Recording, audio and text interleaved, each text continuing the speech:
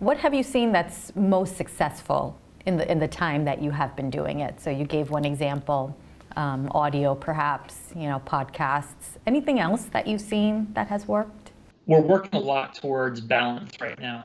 I'd say that's probably the biggest thing. In addition to the technological delivery of training, it is the balance of training. It is what is required, what is recommended and encouraged. What does the employee drive? What are we blanket covering the sales force with? And I'm seeing this with my customers as well.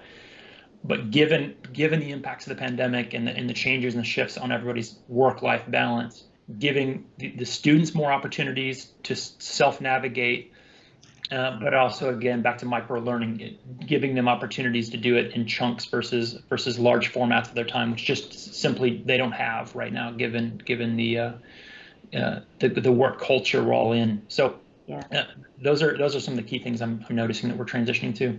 How is it that you're measuring engagement of this type of learning? Yeah, we do a lot of work on the performance metrics of and the impact, and I think this comes back, Vaishali, to balance and intent, right? Like what is the training meant to do? What is the outcome? We've seen in years past CBD training, computer-based training, where you just put the employee in front of a screen, play the video, and make the employee kind of force them to watch the screen and do that. We've realized that lots of employees were clicking play and going and making coffee, right? And so that's not great for any regardless. So getting more engagement, and so we've actually worked really hard to develop curriculum that's more interactive with the learner versus just a play and watch me lecture you. And so those are some of the trends we're seeing, and I think finding great success with is do some of that instructional, but then stop, have the student do a lab, have the student reply back, engage the learner, keep them engaged through the content itself.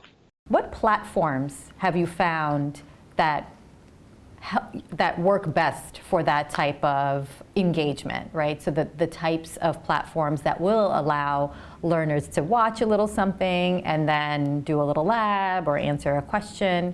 What are some good platforms out there? We are really excited, Michelle. Microsoft just announced last week the Viva platform. It is a platform within a platform of our Teams software and services. But Viva has a learning application that just hit preview this past week. But it will allow organizations to curate content through the Viva Learning app on a phone or through your browser. We're really excited about that. It's going to give, I think, the ability to tie in with an LMS and present content in unique ways, or give organizations the ability to create custom content. So that comes right to mind relative to what we're doing in the marketplace. Microsoft also, for a long time, has had the MS Learn platform, which is our source of truth, customer facing for self-paced learning. We have added on to our Microsoft Learn platform the ability to gamify, all right, Teams-based gamification of Microsoft Learn. And so having organizations that can have the best of both worlds. I can have a learner self-navigate, but they're in a challenge with another group of people. And so their cumulative scores adds up and they can win prizes together. And we found that really successful. And so those are two that come to mind. We're doing a lot more open hacks as Microsoft. And so getting people around a table where you throw a lab in the mix.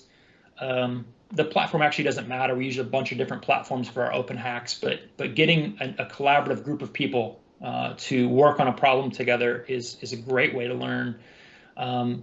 More oriented towards the technical, but we're finding a lot of success with that too. Microsoft MS Live and the couple of other ones that you mentioned, are those paid platforms? The Viva platform will be a licensed solution. MS Learn's free. That's online, and there's no charge for the Learn platform.